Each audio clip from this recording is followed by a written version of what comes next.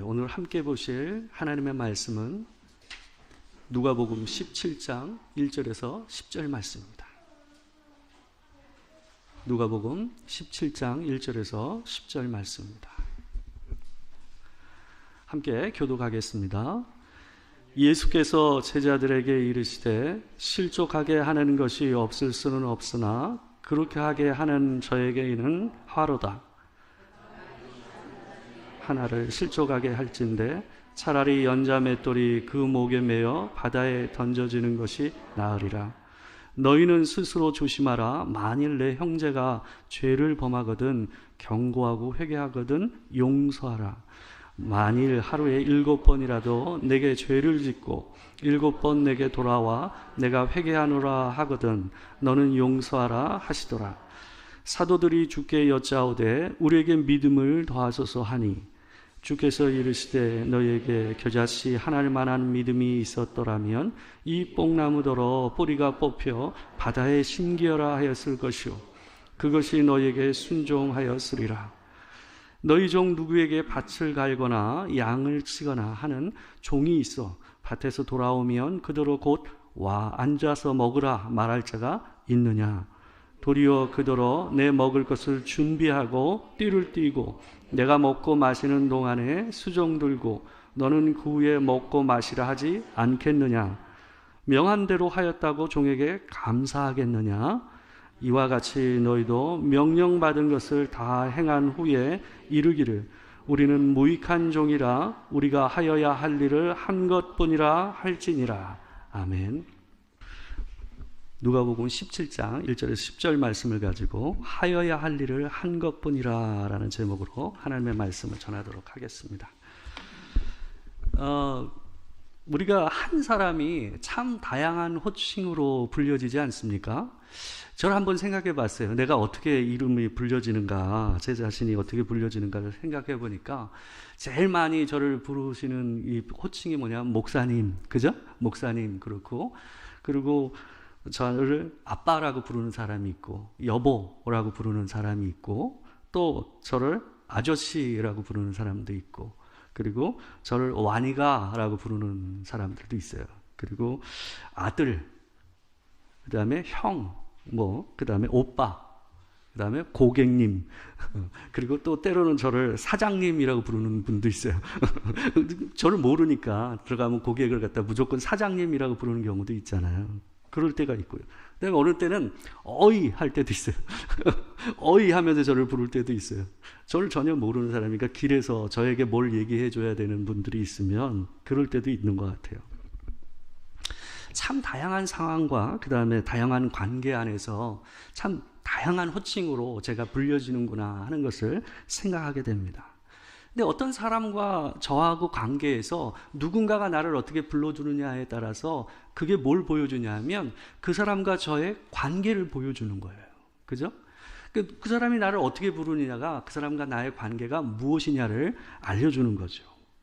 그와 같이 하나님을 믿는 신자들이 하나님을 부르는 호칭도 다양합니다. 아까 우리 박미영 권사님 기도하실 때도 보면 아버지 그러잖아요. 우리가 가장 많이 하나님을 향해서 부르는 게 아버지 하나님이라고 부르죠. 그죠? 그러면 우리가 뭐예요? 그분의 자녀라는 말 아니겠습니까? 이 관계에서는 서로 또 뭐예요? 그 아버지와 자녀 안에서 해야 할 일이 있죠. 우리는 자녀로서 할 일이 있고 그분은 아버지로서 우리를 또 지키시는 보살피심의 은혜가 있는 거죠. 또 우리는 하나님을 주님이라는 말을 갖다가 많이 씁니다. 그죠? 우리가 가장 많이 하나님께 쓰는 호칭이 아버지라는 말과 그 다음에 주님이라는 말이거든요. 이 주님을, 우리가 하나님을 주님이라고 얘기하는 것은 우리의 주인이시다라는 의미에서 하나님을 주인님이라고 부르죠. 하나님이 우리의 창조주시고 또한 하나님께서 우리를 죄로부터 속량하시기 위해서 값을 치르시고 우리를 사셨기 때문에 우리는 하나님을 뭐라고 불러요? 주님이라고 부르는 거예요. 그래서 로마서 11장 36절 말씀을 보게 되면 사도 바울이 이렇게 얘기를 했어요. 제가 한번 읽어드릴게요. 이는 만물이 주에게서 나오고 주로 말미암고 주에게로 돌아감이라. 그에게 영광이 세세에 있을지어다. 아멘. 이 말씀은 만물이 주님에게서 나왔다라는 말은 뭐냐 하면 하나님께서 우리를 창조하셨다는 말이에요. 하나님께서 우리를 창조하셨다.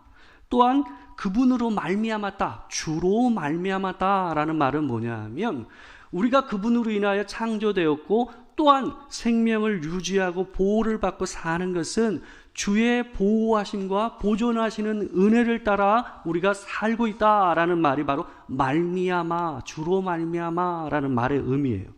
그리고 마지막으로 우리가 주께로 돌아간다라는 말은 뭐냐 하면 우리 인생의 방향성과 목적을 얘기하는 거예요. 우리가 주를 위하여 살고 주를 향하여 걸어가는 인생이다. 그 의미가 바로 주께로 돌아간다라는 말의 의미입니다. 우리가 하나님을 주님이라고 부르는 말 안에는 이렇게 다양한 의미가 담겨져 있습니다. 주님이라는 한마디 안에 우리가 그분 때문에 존재하게 되었고 그분으로 인하여 존재하고 있고 그분을 위하여 존재한다라는 의미가 뭐예요? 그게 바로 주님이라는 말 안에 들어있는 의미라는 말이에요. 우리가 하나님을 아버지라고 부를 때는 그 말이 좀 더 이해하기가 쉽습니다. 우리는 실제 생활 가운데서 뭘 경험해요? 내가 아버지로 살기도 하고 여러분들이 또한 아버지가 있잖아요. 옆에 아직 안 계시는 분도 돌아가신 분도 계시겠지만 아버지를 우리는 경험했어요.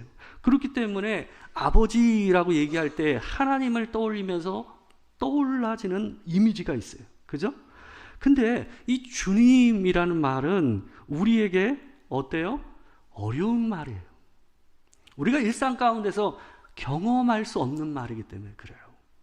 이 성경이 지어졌을 때는 이 관계가 일반적이었기 때문에 예수님께서 이 말씀을 쓰신 거거든요. 이걸로 비유를 하신 거예요. 근데 우리는 우리 일상 안에서 주와 종의 관계를 경험하지 않잖아요. 그렇기 때문에 이 말이 실제는 굉장히 어려운 말입니다. 우리가 그분께 주님이라고 부른다라는 것은 우리가 종이 되어서 그 주인 대신 하나님께서 우리에게 명령하신 것을 따라서 복종해야 하는 존재다라는 의미를 담고 있단 말이에요. 주인과 종의 관계는 우리가 경험할 수가 없기 때문에 솔직히 머리로 이해하는 것도 쉽지가 않아요. 근데 우리가 일상 삶을 살면서 그분이 내 주님이구나 하는 것을 마음으로 이해하고 그것을 받아들이는 것, 수긍하는 것은 어때요? 훨씬 더 어려운 거예요. 하나님께서 여러분의 주인이시라는 것을 여러분의 인생 안에서 보여주세요. 또 그렇게 행동을 하십니다. 그때 여러분이 느끼는 감정이 뭘까요? 솔직히 불쾌함입니다. 불쾌하고 거북스러운 거예요.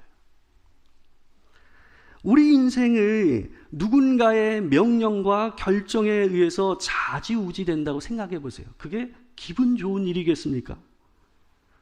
우리는 기도할 때 종종 이렇게 기도를 합니다. 우리의 생사하복을 주관하시는 주님이라고 얘기를 하잖아요. 근데 이 말이 정말 우리의 실생활 안에서 경험될 때는 무척 불편하고 힘든 말입니다. 평생에 제가 신앙생활을 하면서 느끼는 건 뭐냐 하면 인생을 사는 내내 내가 주님이라고 부르는 그 말의 의미가 무엇인지를 확인하고 깨닫는 과정이구나 하는 걸 제가 느낄 때가 많아요. 아, 정말 하나님이 내 주인이시라는 것, 내가 그분의 종이라는 것이 무엇이구나 하는 것을 현실 가운데서 느끼는 거죠. 결코 쉽지가 않습니다. 오늘 본문에서 예수님께서 제자들에게 얘기하시는 말씀의 내용이 바로 이 주님이라는 말의 의미가 어떤 것인지를 알려주는 내용입니다. 예수님께서는 제자들에게 굉장히 묵직한 명령을 오늘 본문에서 하고 계세요. 그래서 제자들이 이 부분에 대해서 부담감을 가지고 예수님께 이 반응을 하는 내용이 오늘 본문에 담겨져 있습니다. 오늘 본문에는 예수님께서 두 가지의 명령을 하고 계세요. 근데 그 두 가지 명령은 동전의 앞뒷면처럼 하나로 붙어있는 하나의 명령처럼 붙어져 있습니다.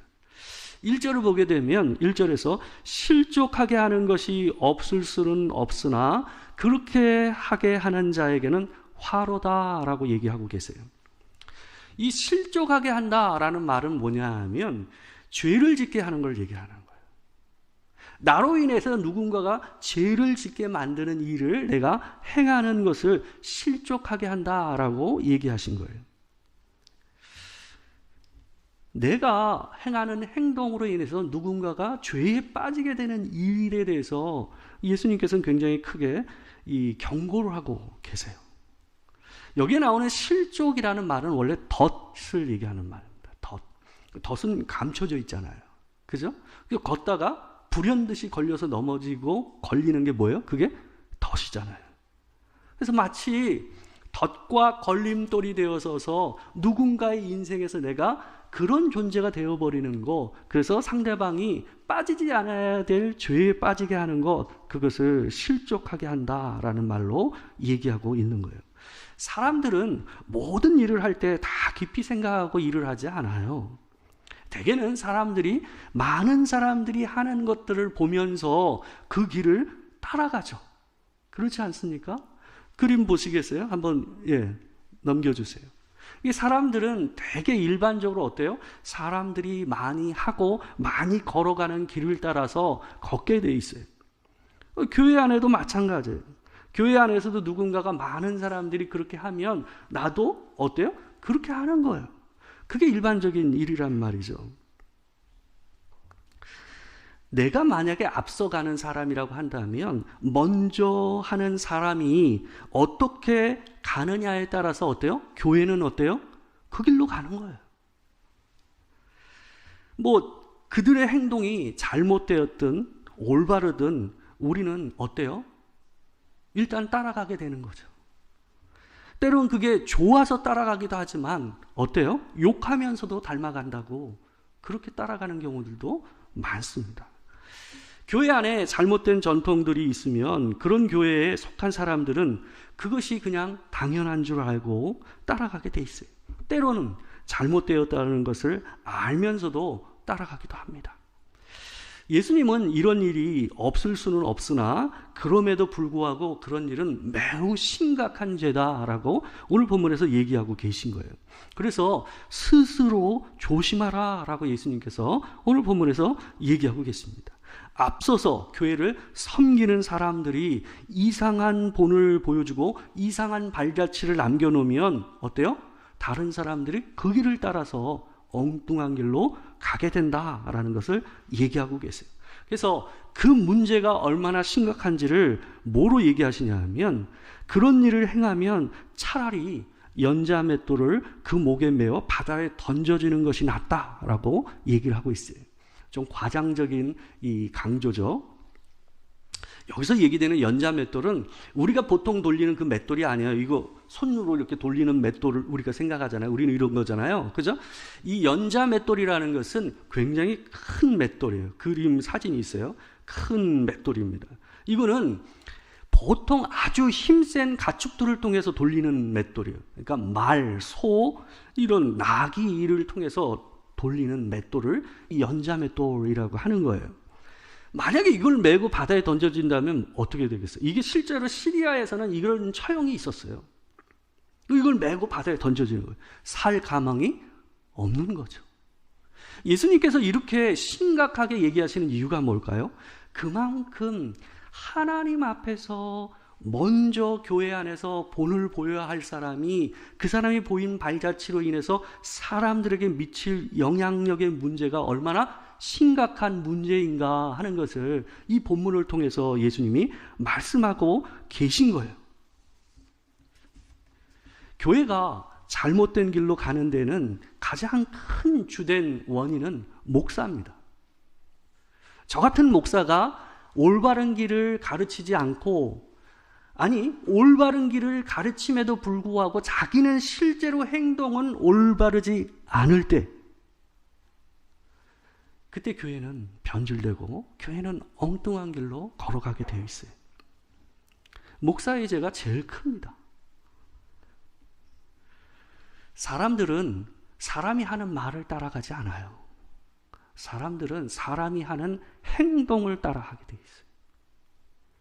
제가 여기 강단에서 쓸데없는 말을 하겠습니까? 올바른 말을 하겠죠. 선한 말을 하겠죠.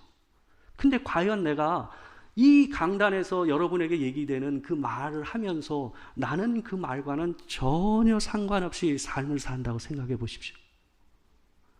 여러분이 뭘 따라 할까요? 표리부동한 그 삶을 따라하지 않겠습니까? 입은 거룩한데 행동은 거룩하지 않은 그런 인생을 살 수밖에 없지 않겠습니까? 이 교회가 건강하고 정말 아름다운 길을 따라 걷는 교회가 되기 위해서는 어때요? 거룩한 말을 하는 교회가 아니라 거룩한 행동을 하고 거룩한 선택을 하는 교회가 되어야 돼요. 그걸 따라 성도들이 걸어가는 거예요. 그래서 교회에 직분자를 세우는 일은 매우 중요한 일이에요. 일반 성도가 하는 실수는 잘 가려져요. 근데 목사, 장로, 권사, 안주십사 이렇게 중요한 직분을 맡은 사람들이 하는 말과 행동은 어때요? 교회에 아주 큰 영향력을 미쳐요. 나보고 따라오라고 하지 않아도 다른 성도들이 아 그래도 되나 보다 하게 되는 거예요. 그럼 교회는 어떻게 될까요? 산으로 가는 거죠. 제가 부목사로 한 20년을 사역했습니다.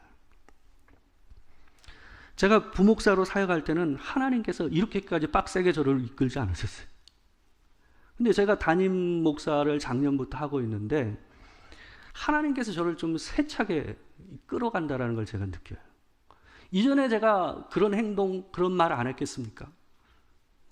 그때는 하나님께서 넘어가 주셨어요.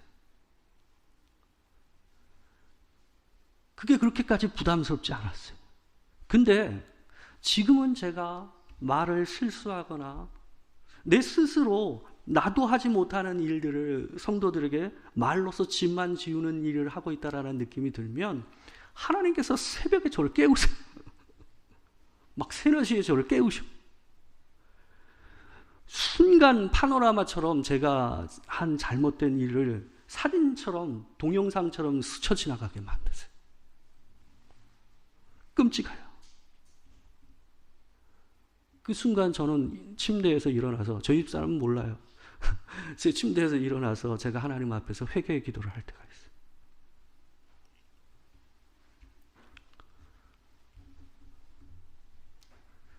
직분은 그냥 주어지는 게 아니에요. 하나님께서는 우리에게 주신 그 직분을 따라 그 무게에 맞게 우리에게 요구를 하세요. 반드시 그러더라고요. 전도사 때 다르고 목사 때 다르고 담임 목사 되는 게 달라요.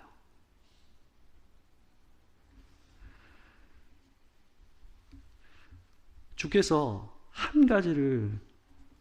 또 한 가지를 말씀하세요. 3절과 4절 있는데 보게 되면 이렇게 얘기하십니다. 제가 한번 읽겠습니다. 너희는 스스로 조심하라. 만일 내 형제가 죄를 범하거든 경고하고 회개하거든 용서하라. 만일 하루에 7번이라도 내게 죄를 짓고 7번 내게 돌아와 내가 회개하노라 하거든 너는 용서하라 하시더라.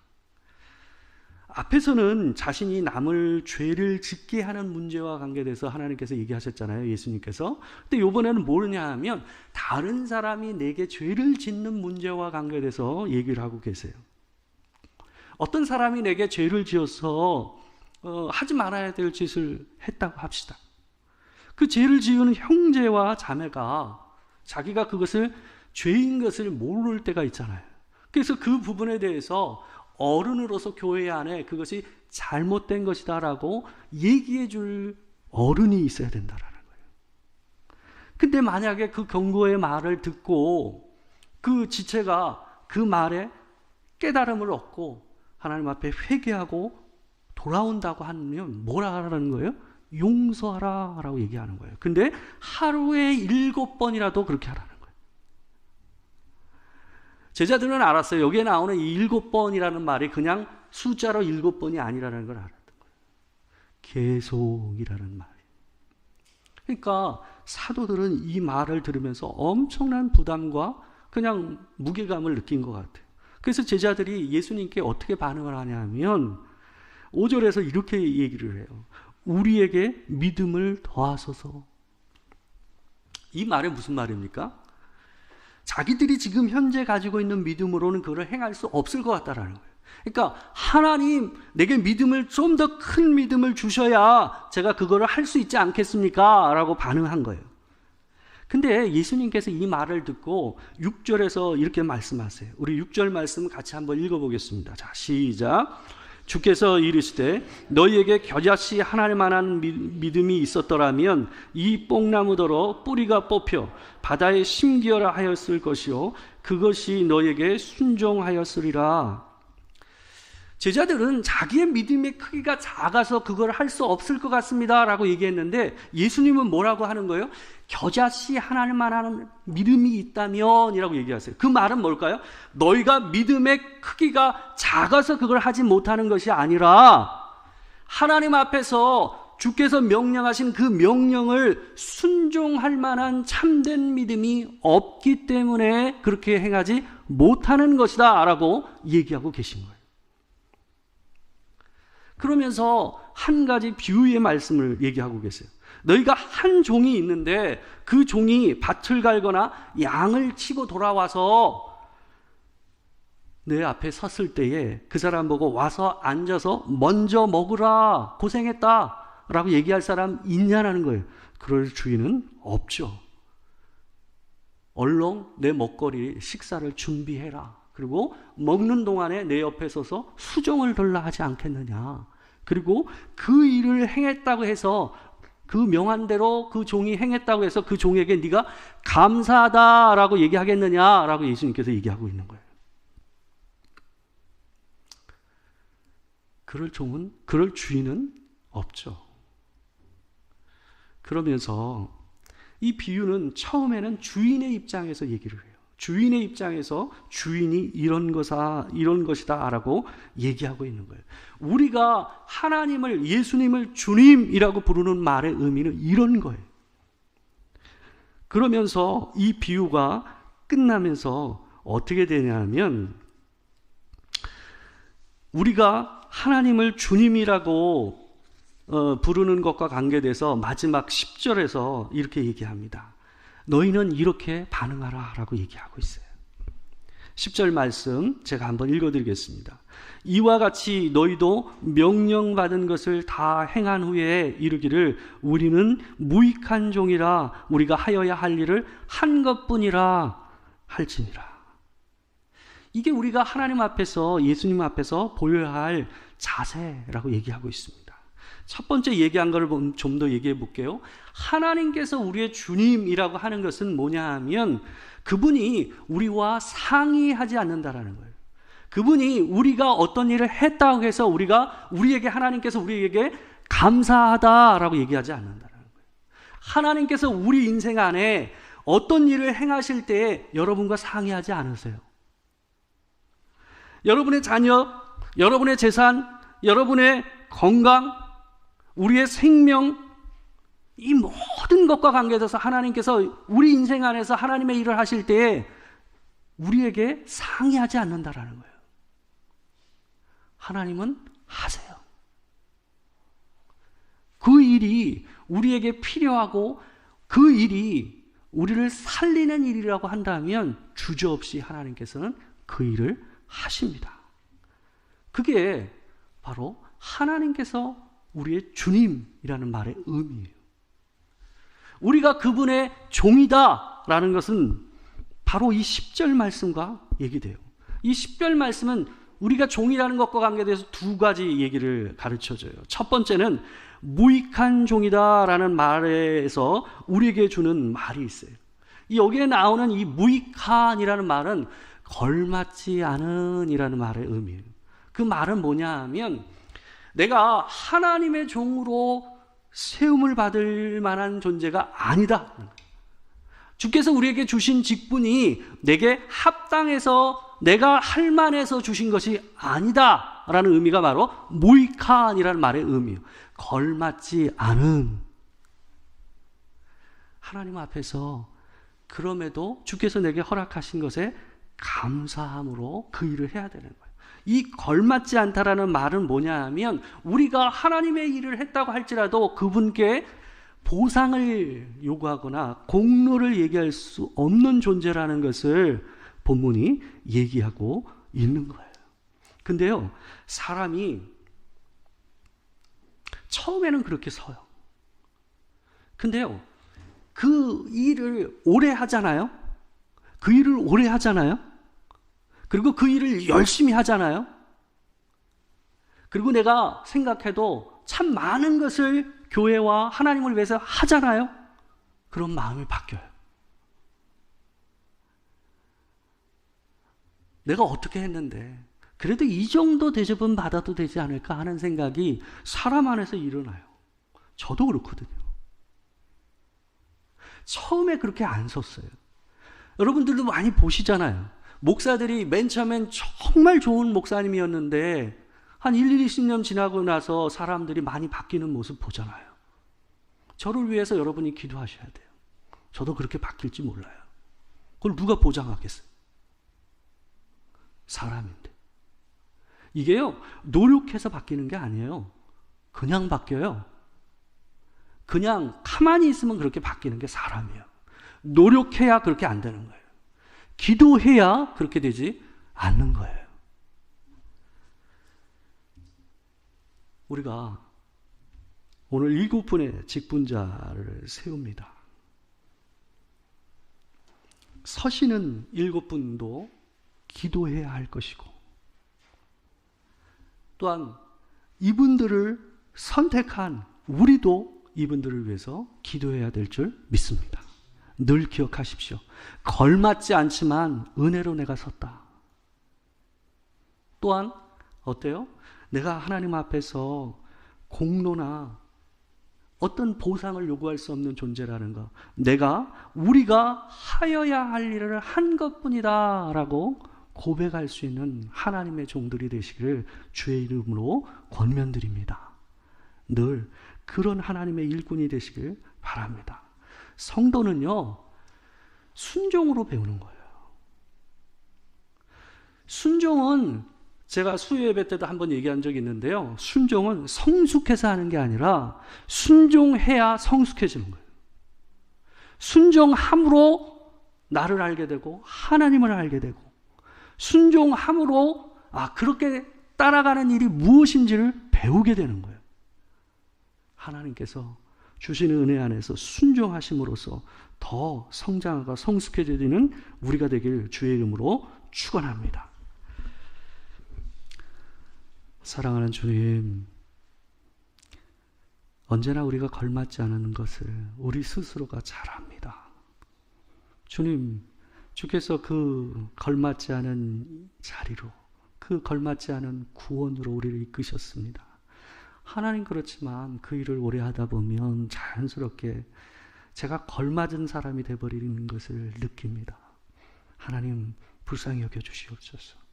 우리가 늘 하나님 앞에 겸손함으로 참 종이 되게 하시고 참으로 주님을 주님으로 인정하는 우리가 될 수 있도록 도와주시옵소서. 진정 이 교회가 하나님을 높이는 참된 종된 교회가 되도록 주님 도와주시옵소서. 지금은 우리 주 예수 그리스도의 은혜와 아버지 하나님의 크신 사랑과 성령의 교통하심이 진실로 주님을 주님으로 믿고 의지하고 참으로 종이 되기를 소망하는 이 자리에 있는 모든 성도들과 함께하지 못한 지체들 가운데 지금부터 영원토록 함께하시기를 축원하옵나이다. 아멘.